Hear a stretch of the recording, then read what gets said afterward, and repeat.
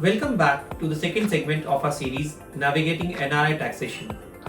In today's segment, we'll demystify the process of filing income tax returns in India for non-resident Indians. Let's dive straight into the essential aspects you need to consider. Understanding the filing obligation. One of the primary concerns for NRIs is determining whether they are required to file income tax returns in India. We'll unravel the criteria that dictate this obligation with the help of an example. In last segment, we discussed that ordinary residents are subject to tax on their worldwide income, including income earned abroad, whereas non-ordinary residents enjoy certain exemptions and relaxations on foreign income. Let's start by listing a few incomes that are considered as income earned or income accrued in India. Number 1. Salary received in India for services provided in India. Even if you are categorized as an NRI, income from services rendered in India, regardless of where you receive the payment, will be subject to taxation in India. Number 2. Income from a house property situated in India. The income calculation aligns with resident norms. NRIs, whether renting or leaving a property vacant, can claim a 30% standard deduction, offset property taxes, and utilize interest reductions on home loans. They are also eligible for a Section 80C deduction on principal repayment, along with claiming stamp duty and registration charges under the same section. Number 3. Capital gains on transfer of assets situated in India. Capital gains from the transfer of assets in India are taxable. This includes gains from Indian shares and securities. When selling a property with long-term gains, the buyer deducts 20% TDS. However, exemptions are possible through property or capital gain bonds investment under Section 54 and Section 54 EC respectively. Number 4.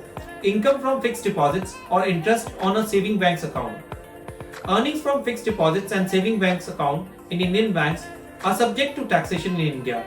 However, interest on NRE or FCNR accounts is exempt from tax, while interest on NRO accounts is fully taxable. These above incomes are taxable for an NRI. Income which is earned outside India is not taxable in India.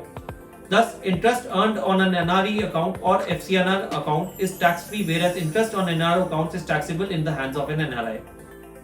Now let's address the primary concern, whether NRI is required to file income tax return in India, with the help of an example. Mr. Rao resides and works in the USA.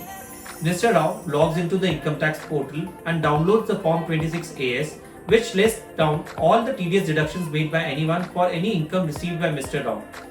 Upon reviewing his Form 26AS online, he discovered a TDS entry of Rs 15,000. This TDS had been deducted at a rate of 10% on the interest earned on his NRO account.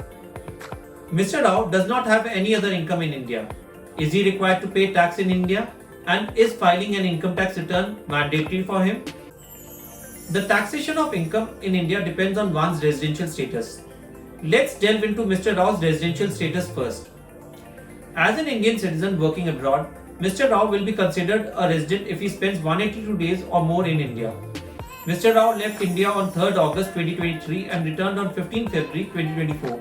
In the financial year beginning on 1st April 2023 and ending 31st March 2024, Mr. Rao spent less than 182 days in India. Being an Indian citizen employed abroad, he must spend 182 days or more in India to qualify as a resident. Therefore, for income tax purposes in India, Mr. Rao is categorized as non-resident Indian. For Mr. Rao, only the income earned or accrued in India will be taxable. His income in the USA is not subject to taxation in India since he is an NRI. It's important to note that interest earned on an NRO account is taxable, while interest earned on an NRE account is exempt from tax. In Mr. Rao's case, Mr. Rao's total income in India is below this exempt amount and therefore he is not liable to pay any tax on it.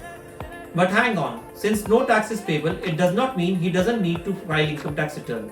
He must file an income tax return to claim a refund for the TDS deducted from his interest income. Remember, a refund can only be claimed by filing an income tax return for that financial year. Timing is crucial when it comes to filing tax returns. The deadline for NRIs to file income tax returns in India is 31st July, unless extended by the government. Stay with us throughout this series as we unravel the complexities of NRI taxation. In the next segment, we'll explore consideration for NRIs working abroad and earning income in foreign currencies. Remember to subscribe, like and share our channel for continued insights into navigating NRI taxation in India. Until then, empower yourself with knowledge for a seamless financial journey.